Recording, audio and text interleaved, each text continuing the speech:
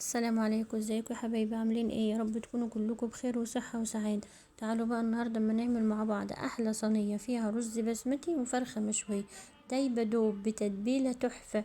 لما تجربيها بجد هتعجبك وتعجب كل البيت وكل هيشكرك عليها. فرخة مشوية كده. إيه، يعني يا ريت تجهزيها وتتبليها من بالليل وتحطها في التلاجة بالتتبيلة اللي انا هقولك عليها دي جميلة. وانا بشكركم جدا يا حبايب قلبي، كل اللي بتابعني وكل اللي بيعمل لي تعليق ولايك. ما تحرمش منكم ابدا، ربنا يديكم الصحة والعافية ودايما كده تكونوا نعمة في حياتي يا حبايب قلبي. دي كده وبوريكم انا الفرخة مع الرز، بس مش منزله لكم كفتة في المرة دي. هنجيب كده اول حاجة الفرخة، لازم تقطعيها كده من ورا، من عند السلسلة بتاعة الظهر دي، تفتحيها كده بالراحة. بتتفتح معاك بكل سهولة وتضغط عليها كده عشان تفك من بعضها. وتجيب السكينة تغرزها كده كويس بالسكينة زي ما انت شايفين كده في الفيديو، عشان التتبيلة تدخل في كل مكان في الفرخة، لان ده هتتشوى على البخار، فلازم تغرزها كويس والتتبيله تدخل في كل مكان في الفرخ عشان تاخد كده وتشرب من التتبيله. معانا قال التتبيله دي بصل، ميه بصل كانت في الفريزر، وكوبايه لبن رايب او زبادي، وعصير ليمونه، ومعلقتين خل، ومعلقتين زيت، وديت معلقتين صويا صوص. لو مش عندك عادي ما تحطهاش. البهارات بهارات فراخ وبابريكا وفلفل اسمر، كل دي معالق صغيره، وسبع بهارات وملح.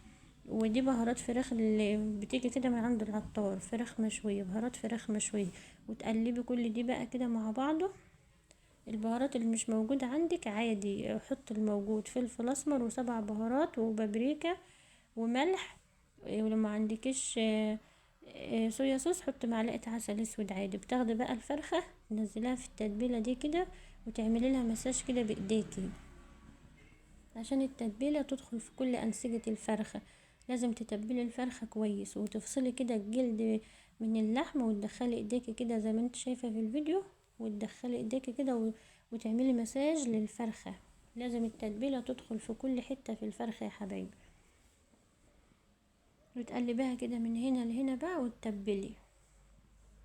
اهم حاجه التتبيله، تتبيل الفرخه كويس وعشان تبقى طريه معاكي كده وتشرب من التتبيله.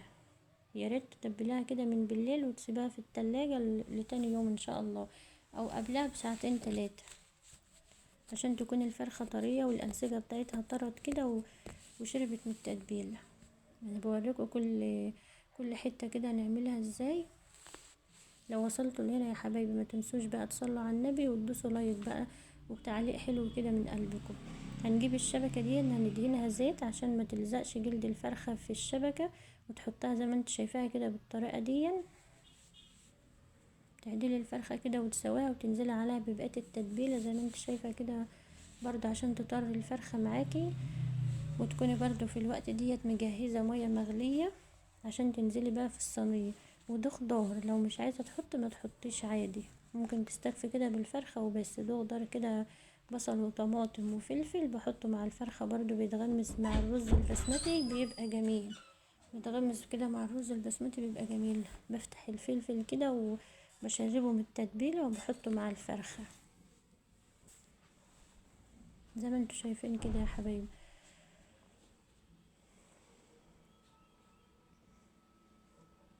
مش عايزة تحط خضار ما تحطيش.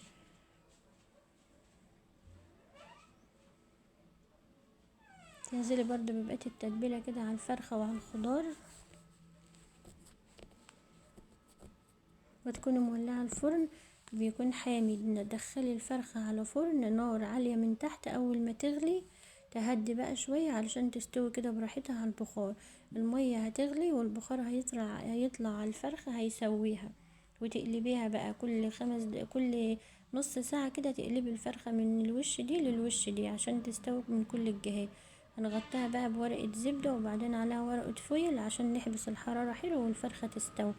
بتبقى دايبة كده وطعمها جميل وبجد تتبيلة حلوة اوي الطريقة دي. فرخة مشوية كده جميلة.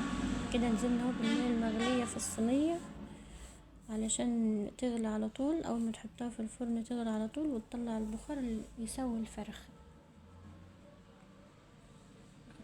دي كده الفرخة بعد ما طلعت اهي، اما بتستوي بقى بتشيل الغطا وتولعي الشواية عشان تاخد اللون الجميل دي. كده خلاص الفرخة طلعت معانا هي، يعني بتقعد ساعة ونص كده في الفرن بالظبط، من ساعة لساعة ونص عشان النار هادية والفرخة تستوي كويس. ودي كانت فرخة حلو، حجمها حلو ما شاء الله، يعني 2 كيلو 2 كيلو وربع. عادي، اهم حاجة تغرزها حلو ساعة التتبيلة وهي بتستوي. والخضار الشوا اهو ما شاء الله واخد لون جميل، وتغمس بيه برضه بيبقى حلو قوي لو عامله طحينة جنبه ولا حاجة وبالعيش. تعالوا بقى نعمل الرز البسمتي. هنعمل نص كيلو رز، بتبقي غسلاه ونقعاه من قبلها بساعة او نص ساعة. بتحط حلة على النار، لما بتسخن بتنزلي فيها بمعلقتين سكر، ما تجيش عندهم خالص، اما يبداوا يتكرملوا كده تلميه من الجوانب زي ما انت شايفة كده. وتكوني مجهزة 4 كوبايات شوربة مغلية ومصفياها، واول ما السكر يتكرمل بتنزلي بالشوربة وتسيبيها كده. السكر هتحس ان هو كلكع معاكي في الاول، بس ما تخافيش هو بيفك على طول. اول ما الشوربة بتبدأ تغلي السكر بيفك على طول. وتكوني بقى معانا معلقتين كبار بهارات رز بسمتي، تجيبوهم من العطارة، قولوا له انا عايزة بهارات رز بسمتي او كبسة، بتحط منهم معلقتين كبار على النص كيلو رز. ما بتضيفيش ملح ولا اي حاجة، البهارات بيبقى فيها نسبة ملح والشوربة بتبقى متملحة. وتقلبي كده، اول لما تغلي معاكي بتكوني بقى صفيت الرز، انت كنت غسلاه ونقعاه قبلها نص ساعة او ساعة، بتكوني بقى حطيتيه في مصفى يصفي ميته، وتنزلي بيه على طول مع الشوربة والبهارات اللي غلت دي، وتقلبيه. الشوربة تكون زيادة شوية عن الرز المصري العادي، عشان الرز بديا بياخد زيادة شوية. كده هو بدأ يغلي معانا اهو ما شاء الله، يعني شايفين بدأ يغلي اهوت، وبرده الشوربة مغطياه وحلوة. تهدي بقى النار في المرحلة دي وتسيبيه بقى يشرب الشوربة كده براحته. كده خلاص شرب الشوربة اهو ما شاء الله، مفلفل وزي الفل وطعمه جميل. تهدي النار بقى كده 10 دقايق وتسيبيه يتردد. خلاص نشف اهو الشرب وبقى معانا زي الفل. خلاص بقى كده بنطفي النار وفضيناه اهوت، مفلفل وجميل. جربوه يا حبايبي بالطريقة دي ان شاء الله هتعجبكم. مع السلامة واشوفكم على خير يا حبايبي الفيديو الجاي.